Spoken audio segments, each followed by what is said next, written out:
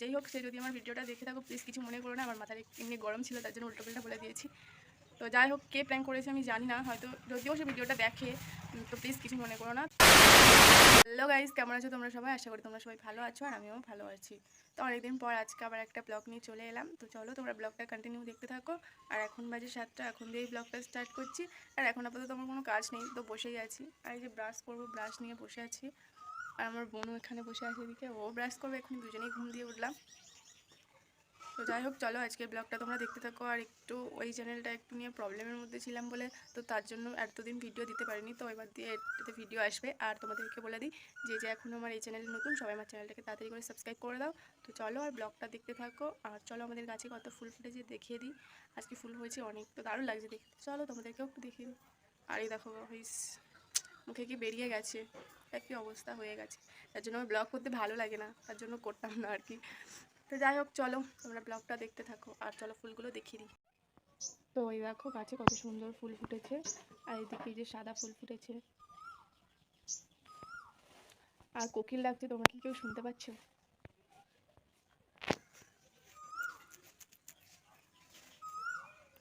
চলো ফুলগুলো আর একটু জুম করে দেখায়, কত সুন্দর লাগছে ফুলগুলো। আর গাইজ, তোমাদের সাথে আর একটা কথাও শেয়ার করে দিই প্রথমে। কালকে না কে আমাকে প্র্যাঙ্ক কল করছিল, বাট কে করছিল আমি জানি না। আমি জানি এটা প্র্যাঙ্ক কলই ছিল, কিন্তু কে যে ফোন করে আমাকে কী সব উল্টোপাল্টা বলছিল আমি বুঝতে পারিনি। তো তাকে আমি অনেক খারাপ কথা বলে ফেলেছি।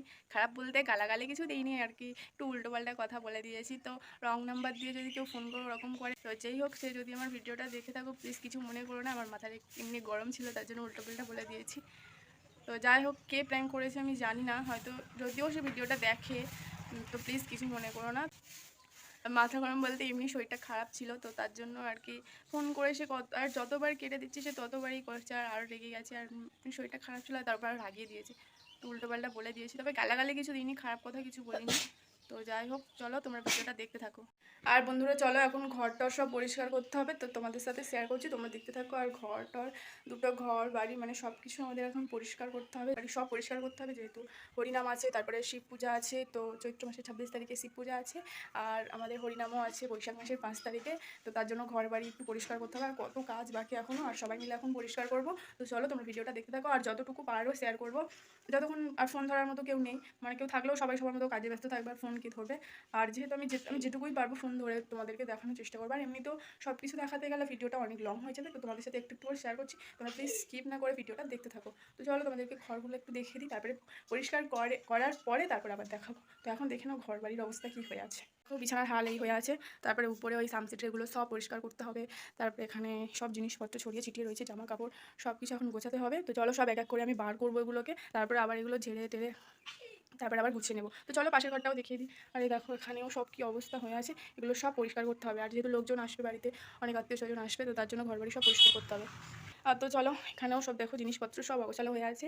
আর এখানেও দেখো, এই দেখো শীতের এগুলো সবই কাঁচা হয়েছে, কোনোগুলো তোলা হয়নি। তো এই দেখো সব ঘর কী অবস্থা হয়ে আছে। আর কারেন্টটাও নেই যে তোমাদেরকে ভালো করে দেখাবো, তো অন্ধকার হয়ে আছে, কিছু করার নেই আমার। তো যতটুকু পারছি তোমাদেরকে দেখাচ্ছি। আর এই দেখো ঘর বাড়ি কী অবস্থা হয়ে আছে, সব এখন গোছাতে হবে, গুছিয়ে টুছিয়ে আবার তোমাদেরকে পরে দেখাবো। তো চলো তোমরা ভিডিওটা দেখতে থাকো। তো গাইস দেখো, আমি এখন কোথায় উঠেছি, ঘর ভাতে কি না কি করতে হচ্ছে আমাকে। গাইস কি যে কষ্ট, আমি কি বলবো।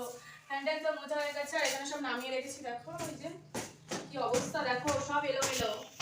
আর আমি প্রতি বছরই করি, বছরে 3-4 বার এরকম হয় গাইস, যে কষ্ট কি বলবো। তো চলো এখন ঘর আরো ভালো করে পরিষ্কার করে নিই, তারপরে একেবারে পরিষ্কার করে তোমাদেরকে দেখাবো।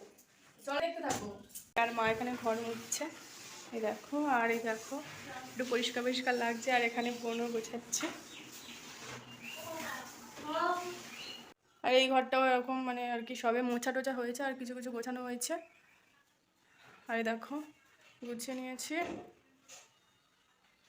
আর বন্ধুরা তোমাদেরকে আজকে একটা জিনিস দেখাই, দেখো এটা কি বলো তো, এটা আমি ছোটোবেলাকার ফটো, দেখো। তো দেখো বন্ধুরা, একবার সরস্বতী পূজাতে এটা আমি ফটো তুলতে গেছিলাম। তো এই দেখো আমাকে কেমন লাগছে, দেখো কেমন বাচ্চা বাচ্চা। তো যাই হোক, সেটা এখন আমি সাজিয়ে রেখেছি ঘরে, এই দেখো এটা আমি। তো চলো আবার ঘরটা গুছিয়ে নিই, আবার তোমাদের সাথে পরে দেখাচ্ছি। তো বন্ধুরা এখনও ঘর গোছানো কমপ্লিট হয়নি, মানে ঝাড়া কমপ্লিট হয়ে গেছে, এখনও ঘরের জিনিসপত্র কিছু গোছানো হয়নি। তো গুছিয়ে ওটা এখন আর দেখাবো না, আমরা বিকালে গোছাবো। আর এমনিতেও এখন 11টা বেজে গেছে, তো অনেক বেলা হয়ে যাবে ওগুলো গোছাতে। তো ওগুলো বিকালে দেখাবো তোমাদেরকে।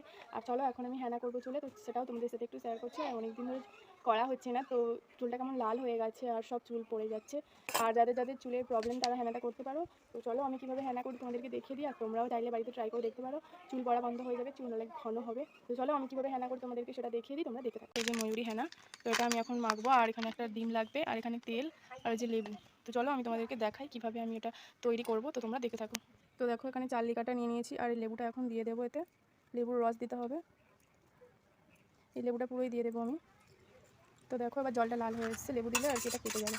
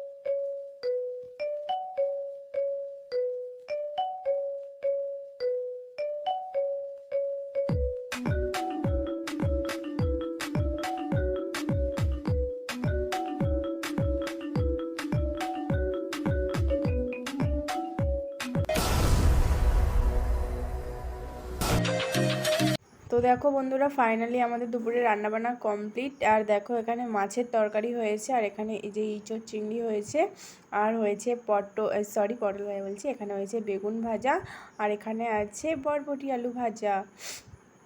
আর এখানে দেখো আমি ভাত নিয়ে নিয়েছি। তো চলো এখন খেয়ে নিই। আর কদিন এবারে আমাদের নিরামিষ শুরু হবে, তো তার জন্য আজকেই মাছ খেয়ে নেওয়া হচ্ছে। গাইস চলো আমাদের ঘর গোছানো কমপ্লিট, মানে এই ঘর গোছানো কমপ্লিট। তো দেখো আমাদের রুম পরিষ্কার করার পর ফাইনাল লুক। আগে ঠাকুর ঘরটা দিয়ে শুরু করি। তো এখানে আমাদের ঠাকুর ঘর আছে, আগেও তোমরা ভিডিওতে দেখেছো। তো এখানে ঠাকুর ঘর, আর এখানে আমি আর আমার বোন থাকি, এটা আমাদের রুম। আর এই যে এখনও ব্ল্যাঙ্কেট দুটো ভাঁজ করে রেখে দিয়েছে, এগুলো পরে বাক্সতে তোলা হবে। এগুলো কেচে দিয়েছে আর কি, ভাঁজ করে রাখা আছে, এবার এগুলো ঢোকাতে হবে বাক্সে। আর এই যে আমাদের রুমটা পরিষ্কার করলাম পুরো। আর এই যে এই সাইডে ছিল, আর এগুলো এই সাইডের দিকে ছিল, তো এই সাইড দিয়ে আবার সব এক সাইডে করে দিলাম। তো দেখো এবার পরিষ্কার করার পর একটু কেমন পরিষ্কার লাগছে না? তো সামনেই পয়লা বৈশাখ চলে আসছে, তার জন্য ঘরটা সব পরিষ্কার করলাম আজকে।